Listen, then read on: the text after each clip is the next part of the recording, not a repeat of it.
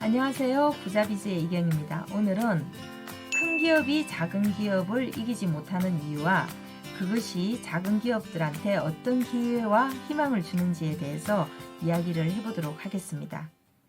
여러분들, 왜 큰 기업이 작은 기업을 이기지 못할까요? 다윗과 골리앗의 싸움 잘 아실 겁니다. 체구가 작았던 다윗은 큰 체구의 골리앗에 대해서 급소를 순식간에 손살같이 쳤기 때문에 이길 수 있었습니다. 그런데 큰 기업하고 작은 기업이 싸우게 되면 작은 기업이 큰 기업에 급소를 치는 것도 아니고요. 그런데 왜 못 이길까요? 우리 큰 기업이라고 하면 일단 유능한 인재 많죠. 자금 풍부하죠. 그리고 얼마나 시스템이 잘 되어 있습니까? 또 기업의 인지도도 높고요. 그런데 작은 기업들은 일단 자금도 딸리죠. 유능한 인재도 없죠. 시스템도 많이 부실하죠. 그리고 인지도도 낮습니다. 그럼에도 불구하고 이렇게 작은 기업들이 어느 날 성장해서 정말 거대한, 골리앗보다 훨씬 거대한 기업들을 무너뜨리고 그 시장을 삼켜버리는 이런 경우가 너무나 많이 발생하고 있습니다. 그 이유 안에 우리 창업자들이 가질 수 있는 희망이 숨쉬고 있다라고 할 수가 있겠는데요. 이유 첫 번째입니다.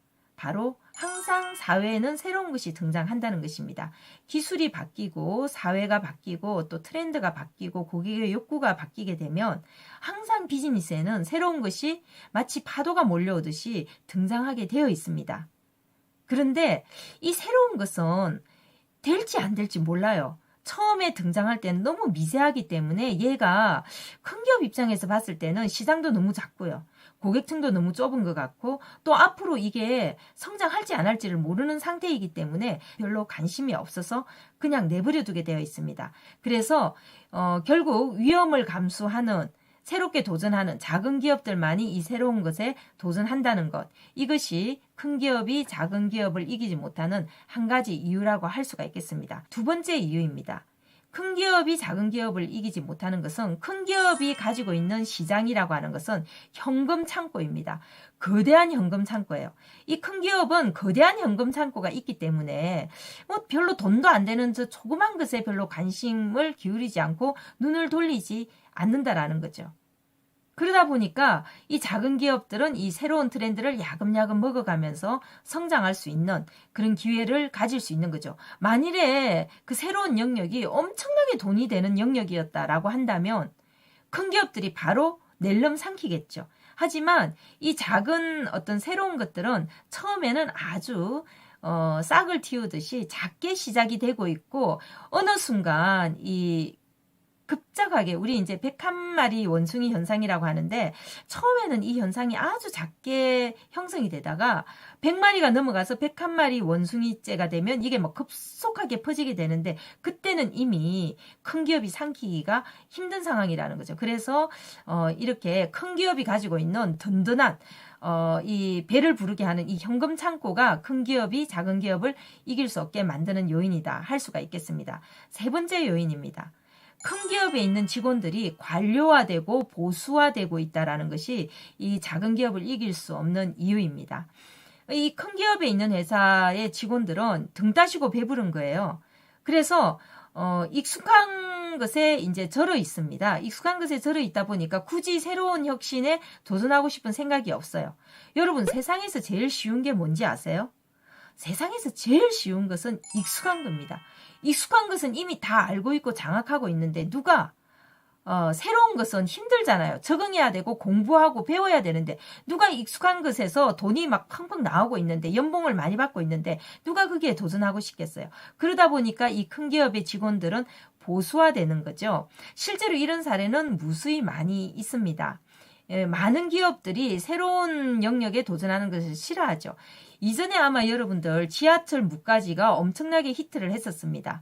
그런데 그 이후에 경쟁사들이 많이 나오고 심지어는 이 지하철 묵가지가 사라지는 일이 발생을 했죠. 근데 제가 우리나라에서 가장 첫 번째 시작했던 그 지하철 묵가지의 국장님이 저의 학교 선배였어요. 그래서 그 선배를 나중에 만나서 물어봤습니다.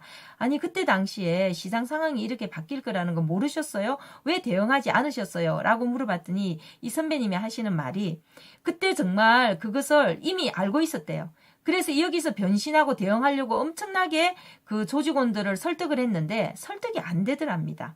그래서 결국 본인은 메이저 매체의 다른 자리로 옮기고 그 매체는 점점 이제 무너져 갔던 것이죠. 이렇게 이 보수화되어 있는 변화하기 싫어하는 조직원을 설득을 해서 새로운 영역에 도전하도록 한다는 것은 너무나 힘들다라고 할 수가 있겠습니다. 실제로 이제 있었던 일인데 제가 아는 회사 같은 경우에는 사장님이 미국의 한 회사를 인수를 해가지고 엄청나게 성공을 했습니다. 그런데 그 미국의 회사를 인수하려고 할 때 그 회사 조직원들이 전부 다 반대를 했어요. 안 된다고.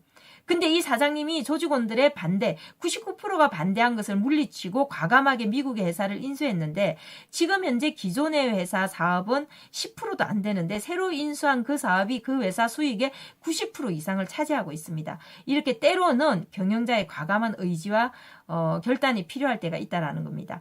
네 번째, 큰 기업이 작은 기업을 이기지 못하는 이유는 큰 기업들의 교만 때문입니다. 실제로 있었던 일인데요.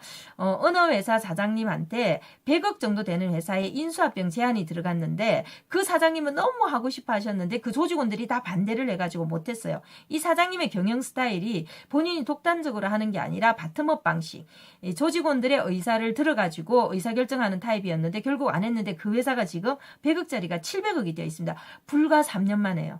이 큰 기업이 작은 기업을 이기는 거 너무 힘들다라는 거 여러분 아셨죠? 큰 기업들은 몸집이 커요. 그래서 한번 움직이기가 턴하기가 이 큰 공룡이 한번 턴한다고 생각해보세요. 얼마나 무겁겠어요. 그래서 이 순발력 있고 새롭게 변화해 나가는 상황에서 미래 작은 기업들이 이길 수가 없다라는 거죠. 그래서 큰 기업들이 세우고 있는 전략은 뭐냐면 유망한 것들을 빨리 발굴해내가지고 낼름 삼키는 인수합병 전략이라고 할 수 있겠습니다. 그래서 지금 모든 스타트업들은 인수합병을 목표로 해서 사업에 도전을 하고 있는 사례가 너무 많이 있고요. 심지어는 프랜차이즈 사업조차도 인수합병 되기 위해서 사업을 하고 있는 경우가 너무 많이 있습니다. 나중에 인수합병 되기 쉬운 또 사업의 원리가 있어요. 그건 나중에 다음에 알려드리도록 하고요.